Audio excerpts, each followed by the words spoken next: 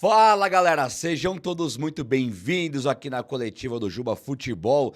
E é o seguinte, hein, o Jamal Lewis está convocado, vai pegar 2 jogos da seleção do país dele e deve desfalcar o São Paulo contra o Vasco na retomada do Brasileiro. Brasileirão esse que o São Paulo está correndo a chance enorme de ficar fora da Libertadores se não melhorar o desempenho, sobretudo fora de casa, que tá muito ruim fora de casa, convenhamos, né, gente? E ó, quero atualizar você sobre o Galopo, falar muito sobre o André Silva e também sobre o André Silva e o Moreira e Igor Vinícius tem coisa muito bacana. E na CBF, lá na Seleção Brasileira, tem uma mudança prevista gigantesca, não está sacramentada ainda, mas pode acontecer do Dorival perder o emprego até amanhã. Olha só a situação. Vem comigo, eu vou te atualizar de tudo e te explicar tudo certinho. Deixa um like pra dar uma moral no vídeo. Posso contar com o likeinho aí? Tô contando então com o likeinho. Tô contando com o likeinho aqui, hein? E se inscreva também aqui no canal. Você é muito bem-vindo, muito bem-vinda. Talvez você não esteja inscrito aqui nesse canal ainda, que é o canal coletivo do Juba Futebol, que é de notícias matinais. Rola pra cima, ver se tem um botão escrito inscrever-se. Se tiver, só clicar e já era, corre para abraço, tamo junto para todos os vídeos de manhã, certo? Vamos lá então. Ó, o Jamal Lewis ele foi convocado no São Paulo, aquela lenga-lenga para jogar, né? Mas na seleção da Irlanda do Norte ele foi convocado, vai jogar contra a seleção do Belarus e depois contra a seleção búlgara, a seleção da Bulgária e esse jogo da Bulgária é no dia 15. Então assim, joga dia 15, o São Paulo pega o Vasco dia 16. Não existe a menor possibilidade dele jogar contra o Vasco, a menos que ele fique no banco da Irlanda, mas lá ele joga, lá ele é titular.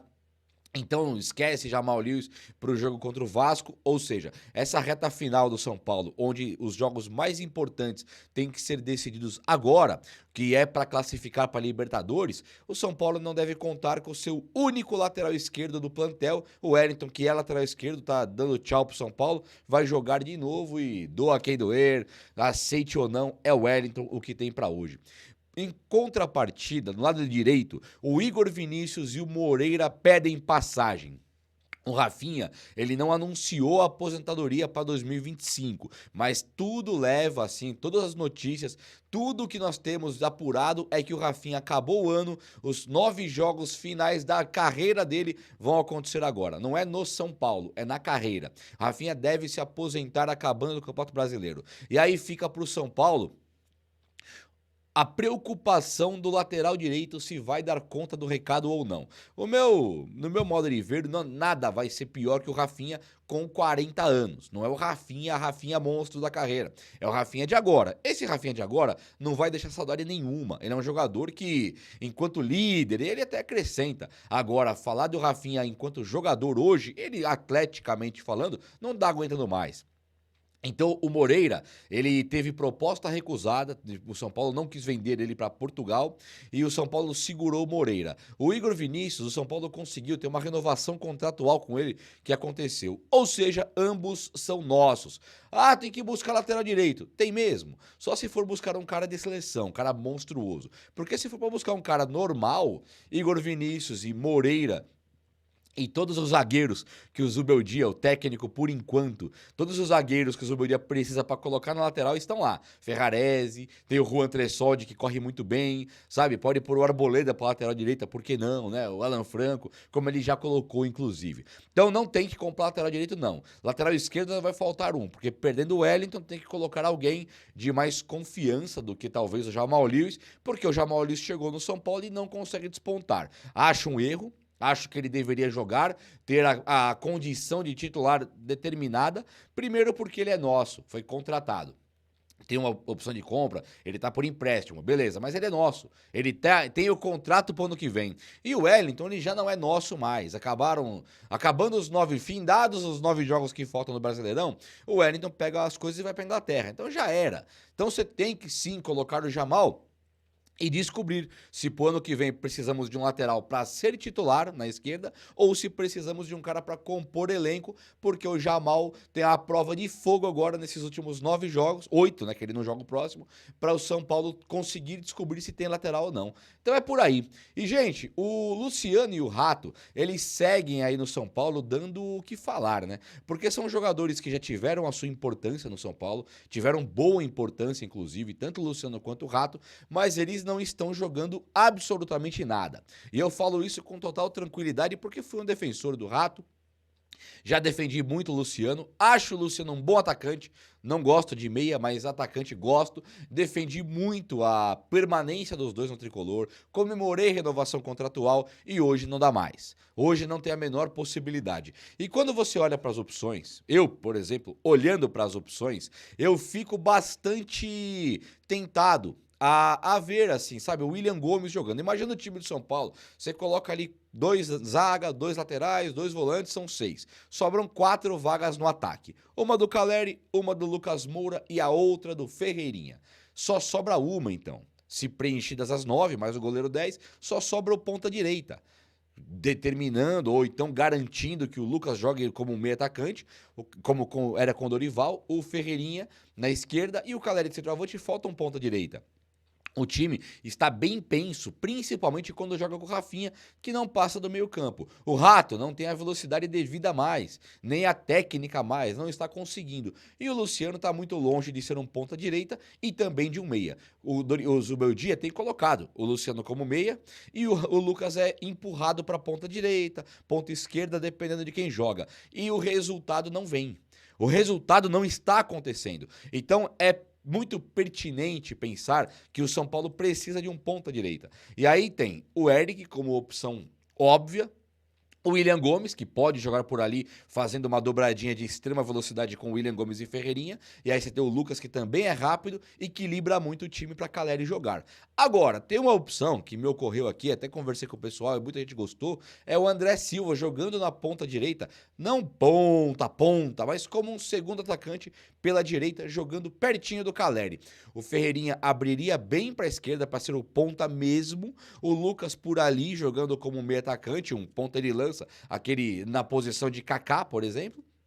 E na frente jogaria o André Silva e Caleri. Qual que é a diferença do Luciano para o André Silva? É que o André Silva é muito mais rápido. Ele consegue conduzir a bola melhor na ponta direita. O chute dele não é tão bom quanto o do Luciano. O poder de finalização talvez não seja. Mas ele é um cara que faz gols também. E o futebol do André Silva tem encaixado muito com o do Caleri. Então muitos São Paulinos têm pedido já o André Silva titular. Não é desmerecendo o Eric e nem desmerecendo o William Gomes. São caras sim para você olhar de perto, ter sim um projeto Eric e William Gomes, mas enquanto eles não são realidade ainda no São Paulo, o Ferreirinha, Lucas e Caleri que são, pode o André Silva ser esse último jogador do ataque. E seria um equilíbrio muito bom pela velocidade e pelo futebol que encaixa com o do Caleri. São nesses momentos que você vê que o Caleri, ele piorou demais, mas ele pode melhorar. Caleri não desaprendeu a jogar futebol. Ele não tem realmente encontrado nada enquanto ajuda. O Wellington não sobe para cruzar para ele. O Rafinha não sobe para cruzar para ele. O Luciano Almeida que não cria e o Ferreirinha se machucou.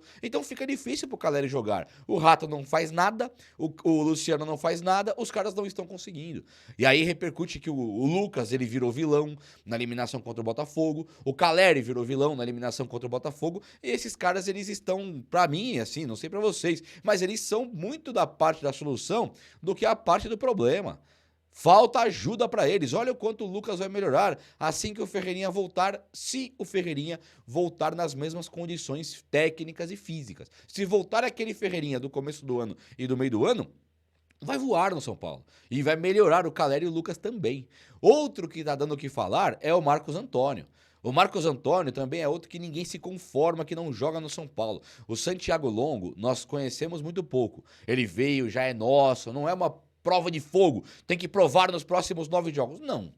O Santiago Longo é um cara que dá para ter tempo. Tem Pablo Maia, tem Alisson, tem Santiago Longo. É muito de um projeto pro ano que vem. Até porque o Luiz Gustavo deve se aposentar também e acabou. Aí não tem nem que disputar a posição, acabou.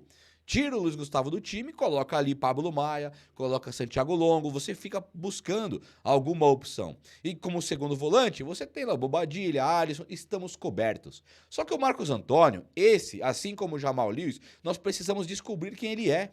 Ele tem que ter mais minutos, ele tem que jogar. Porque ele jogando, o Zubeldia tem preferido o Lisieiro, cara. E aí nós sabemos que o Lisieiro, na hora que precisar mesmo, disputar uma Libertadores, uma Copa do Brasil, uma brasileiro, aquele aperto para ganhar um título, para sair de um rebaixamento, para classificar para uma Libertadores, quem confia no Lisieiro? O Lisieiro veio bem no São Paulo ultimamente, mas quem confia no Lisieiro? Então, por que o Marcos Antônio não pode jogar?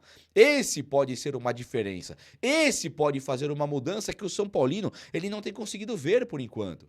Fica complicado. Então, o Marcos Antônio, assim como o André Silva, assim como o Jamal Lewis, eles precisam de minutos, eles precisam jogar para o São Paulino ver direitinho o que tem. E o Zubeldia não tem como piorar, hein? Já perdeu tudo e tá para ficar fora da Libertadores. Não dá mais, né? Gente, faz o meu dia, lá na seleção brasileira, na CBF, tem o presidente da CBF, o Edinaldo, ele pode ser destituído do cargo. E se ele for, existem rumores que o Dorival pode cair também, beleza? Dorival pode cair. Aí você imagina, o Edinaldo sai, os caras demitem, o próximo presidente demite o Dorival, e aí o Dorival fica livre no mercado, o campeão da Libertadores e Copa do Brasil com o Flamengo, que num estalo de dedo arrumou o Ceará, saiu do Ceará, o Ceará caiu para a segunda divisão, ou seja, não tinha time qualificado, e quando ele chega no São Paulo, sem contratações nenhuma. Chegou o Rames que não conta, que não jogou, e chegou o Lucas Moura. Então com uma contratação, que é a do Lucas Moura, ele ganhou a inédita Copa do Brasil para o São Paulo e colocou o São Paulo na Libertadores do ano seguinte, que é esse ano aqui. Então o Dorival ele foi gigantesco no São Paulo. Ah, mas no brasileiro! Time reserva. O Caleri foi fazer cirurgia. Ficou tentando um monte de coisa depois e não brigou para não cair. Foi muito mais barulho do que na prática brigar para não cair. E aí quando eu olho pro Dorival agora, eu penso assim, tem como comparar com os outros todos que passaram pelo São Paulo? Um campeão de 2 Copas do Brasil agora, as últimas 2, e um campeão de Libertadores com o Flamengo? Não dá pra comparar. E aí o Dorival, ele é o cara que o Rogério Ceni usava o Léo Pelé, ele tirou o Léo Pelé e colocou o Beraldo. Sabe, são ajustes tão simples, cara. O Rogério usava o Alisson como meia, o Dorival colocou como volante. Foram ajustes. Esse não foi simples o ajuste, esse foi visionário. Mas o do Beraldo com o Léo Pelé foi um ajuste simples, básico do básico. E esses tipos de ajustes é o que nós precisamos para agora com o time tão qualificado. Aceito que discordem. Ah, o time de São Paulo não é qualificado. Aceito. Para mim é muito qualificado o time de São Paulo e o Dorival faria um ajuste num estalo de dedo. Basta saber se ele vai ser demitido ou não. Agora, não é só a troca do presidente da CBF que pode fazer o Dorival ser demitido. O Brasil tem um jogo contra o Chile amanhã, quinta-feira. E esse jogo, ele vai dizer muito também sobre o futuro do Dorival.